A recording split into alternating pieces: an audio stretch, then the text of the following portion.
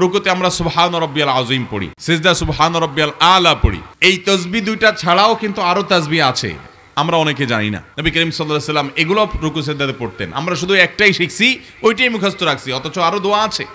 আমার একটা প্রশ্ন হলো, আমাদের এখানে কানাডায় ম্যাক্সিমাম মসজিদের হুজুরদের বাড়ি আছে যা সুদ ইন্টারেস্ট দিয়ে কেনা। এখন আমরা কি ওই হুজুরের পেছনে নামাজ পড়তে পারবো? আমি কোনো মসজিদ কমিউনিটির সাথে জড়িত না। উনি ইংরেজি অক্ষরে বাংলা লিখেছেন, এর জন্য কষ্ট হয়েছে পড়তে। এই ভাইয়ের প্রশ্ন হলো যে কানাডাতে উনি থাকেন, সেখানে বাড়ি যারা নির্মাণ করেন, শুধুমাত্র কানাডা না, এরকম উন্নত দেশগুলোর প্রায় সবগুলোতেই ভাড়া বাড়িতে থাকলে অনেক ভাড়া দিতে হয়, ভাড়া বাড়ি পাওয়াও কঠিন হয়। বাড়ি কিনলে অনেক সহজ হয়, কিন্তু বাড়ি কিনতে গেলে অবশ্যই ব্যাংক থেকে সুদি লোন নিতে হয়, বিরাট বড় অঙ্কের ফিগা, বিরাট বড় একটা অঙ্কের টাকা দরকার হয়। এত টাকা মালিক হয়ে তারপর বাড়ি কেনা যার তার কাজ হয় না। প্রায় সবাই বাড়ি কিনতে হলে ব্যাংক থেকে সুদি লোন নিতে হয়, এরপরে তার বাড়ির মালিক হওয়াটা সহজ হয়। প্রশ্ন হলো যে এরকম যদি কেউ বাড়ির মালিক হয় সুদি লোন নিয়ে, সেরকম ইমাম পিছনে নামাজ পড়া জায়েজ হবে কিনা? উত্তর হলো, ইমাম যদি সুদের ভিতরে জড়িয়ে পড়েন এবং সুদের মধ্যে লিপ্ত থাকেন, তাহলে সেরকম ইমামের পিছনে নামাজ পড়া উচিত নয়। এরকম ইমামকে পরিবর্তন করে কোনো মুত্তাকি ইমাম নিয়োগ দেওয়া উচিত। যদি গোটা দেশেই এরকম ইমাম ছাড়া পাওয়া না যায়, তাহলে তার কিছু করার নাই, তারপরেও জামাতে নামাজ পড়তে হবে। যদি ইমাম খারাপ হয়, তার পিছনেও জামাতে নামাজ পড়তে হবে, একাকী নামাজ পড়া যাবে না। তবে যদি বিকল্প ভালো ইমাম থাকে, মসজিদ কর্তৃপক্ষের দায়িত্ব হবে এই ধরনের ইমামকে বাদ দিয়ে সেখানে ভালো ইমাম নিয়ে আসা। এবং আমাদের যে সমস্ত ভাইরা এসব দেশে আছেন, তাদেরকে আমরা বলি যে থাকার জন্য একটা বাড়ি প্রয়োজন, কিন্তু সুদের কারবার করে আপনি বাড়ির মালিক হবেন, আপনি এ ধরনের কোনো অ্যাপার্টমেন্টের মালিক হবেন, কোনো ফ্ল্যাটের মালিক হবেন, সেটা কিন্তু জায়েজ নয়, সেটা হারাম। সুদকে আল্লাহ তাআলা হারাম করেছেন।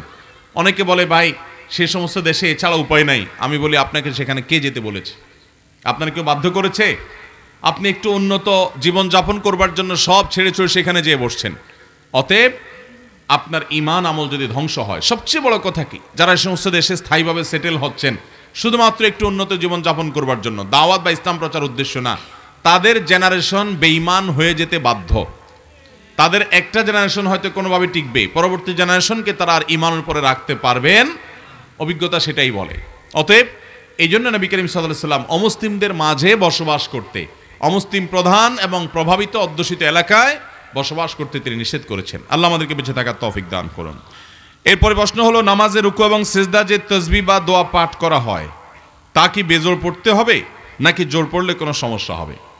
রুকু সিজদার তাসবিহ, রুকুতে আমরা সুবহান রাব্বিয়াল আযীম পড়ি, সিজদা সুবহান রাব্বিয়াল আলা পড়ি। এই তাসবিহ দুইটা ছাড়াও কিন্তু আরো তাসবিহ আছে, আমরা অনেকে জানি না। যেমন রুকুতে সুবহান রাব্বিয়াল আযীম ছাড়া আরো তাসবিহ আছে, সিজদাতেও আছে একই তাসবিহ, সুবহুন কুদ্দুস রব্বুল মালাইকাতি ওয়ার রূহ, আল্লাহর পবিত্রতা জ্ঞাপন করা হচ্ছে। আবার আরেকটা আছে সুবহানাদিল জাবারুতি ওয়াল মালাকুত ওয়াল কিবরিয়া ওয়াল আযামাহ। নবী করিম সাল্লাল্লাহু আলাইহি সাল্লাম এগুলো রুকু সিজদাতে পড়তেন, আমরা শুধু একটাই শিখছি, ওইটাই মুখস্থ রাখছি, অথচ আরো দোয়া আছে। তো যাই হোক, এই তাসবিহগুলো আমরা রুকুতে যখন পাঠ করব, কয়েক রকমের তাসবিহ পাঠ করা যেতে পারে, যেগুলো হাদিসে বর্ণিত আছে সবগুলো। তো এই তাসবিহগুলোকে জোর পড়তে হবে না বেজোড় করতে হবে? এর উত্তর হলো যে নামাজের মধ্যে তাসবিহগুলো যদি বেজোড় হয়, বেজোড় পাঠ করা হয়, তাহলে উত্তম, ভালো।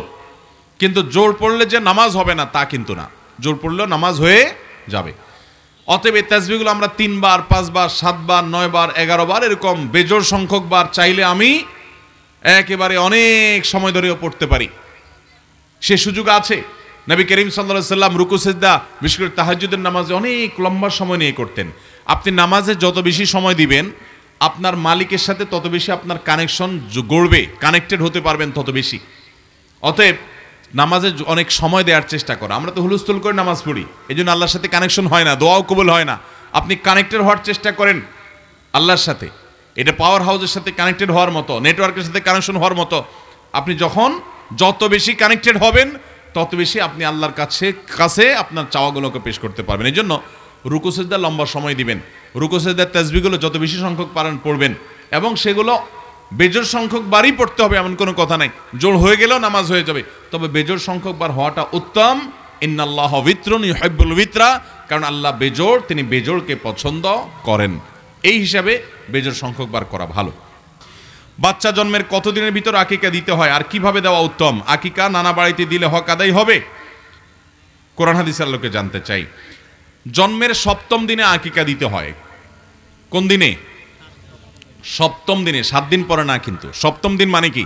যে বারে জন্মগ্রহণ করেছে সন্তান, তার পরের দিন হলো দ্বিতীয়, তারপরের দিন তৃতীয়, এভাবে 7 নম্বর দিনে গিয়ে আকিকা দিতে হয়। অর্থাৎ বার হিসাব করলে যেই বারে, ধরুন শনিবারে জন্মগ্রহণ করছে, তাহলে তার আগের দিন শুক্রবার হয় হলো 7ম দিন, তো এই দিনে আকিকা করতে হবে।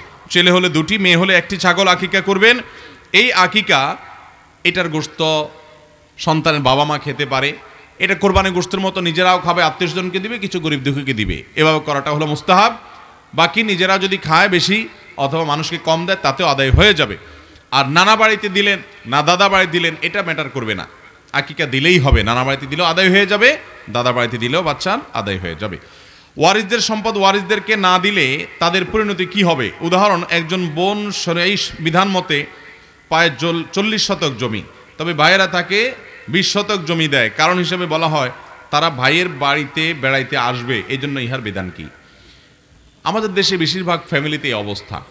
বাবা মার সম্পদে মেয়েদের অধিকার পুরোপুরি দেওয়া হয় না, লামসাম একটু কোনো রকম দিয়ে দেয় নামকে আসতে, আর বাকিটা রেখে দেওয়া হয় কেন? যে মেয়েরা তো বাপের বাড়ি আসবেই, তাহলে তারা খাবে কি, ভোগ করবে কি, এই জন্য কিছু এখানে থাকুক। এর মতো মূর্খতা, এর মতো ভুল কাজ আরেকটা হতে পারে না। কারণ একজন মেয়ে, তিনি তার বাবার বাড়িতে, তার ভাইয়ের বাড়িতে সারা জীবন বেড়াতে আসবে, এটা তার রক্তের সম্পর্কের দাবি। আমার বোন আমার থেকে সকল হক বুঝে নিয়ে গেছে, তার পাওনা নিয়ে গেছে, তাই বলে কি ভাই বোনের সম্পর্ক শেষ হয়ে গেছে? মরণ পর্যন্ত এই বোন ভাইয়ের কাছে আসবে, ভাই বোনের কাছে যাবে, এই সম্পর্কটা থাকবে। যদি তার বাপের বাড়িতে আসতে হবে সেজন্য তার সম্পদ না দিয়ে রাখেন, তাহলে তো এটা ভাড়ার মতো হয়ে গেল, যে সে আয়সা ভোগ করবে, আগে থেকে আপনি এটা কেটে রেখে দিলেন। এটা অন্যায় এবং অবিচার। বোনদেরকে তাদের প্রাপ্য হক বাবা মায়ের সম্পদে পরিপূর্ণভাবে পাই পাই করে বুঝাই দিতে হবে। আমরা চেষ্টা করবো তো ইনশাআল্লাহ। বোনদের হক পরিপূর্ণ বুঝাই দিছেন, এরকম মানুষ আমাদের সমাজে খুব কম, খুব কম। আমি বিভিন্ন মাহফিলে জিজ্ঞাসা করি, আপনাদের এই মজলিসে কয়জন আছেন বলতে পারবেন? এই এলাকার, এই গ্রামের মানুষ যাকে সবাই চিনে, বুক ফুলায় হাত তুলে বলতে পারেন যে আমি, আমার বাবা মারা গেছেন, বাবার সম্পদে জমি জমা, ঘর বিটা, ক্যাশ টাকা, ব্যালেন্স, ব্যাংক ব্যালেন্স এবং ব্যবসা বাণিজ্য, প্রপার্টি যা আছে সব কিছুতে বোনের যা অধিকার আছে সেটা বুঝায় তাদেরকে দিয়ে দিছি। এরকম মানুষ কয়জন আছেন দেখে হাত তোলেন? আসেননি? দেখেন, এত বড় মাহফিল কি হবে ওয়াজ শুনে বলেন? বলতে পারবেন কেউ যে বোনের হক পরিপূর্ণ বুঝাই দিছি, 1 টাকাও কম দেই নেই? বলেন, আসেননি কেউ? নাই। চিন্তা করেন, কিয়ামত কাছে গেছে। শুধুমাত্র সুবহানাল্লাহ আলহামদুলিল্লাহ বললে আর জান্নাত পেয়ে যাবেন, এত সোজা না। বোনের হক পাই পাই করে বুঝাই দিবেন তো ইনশাআল্লাহ।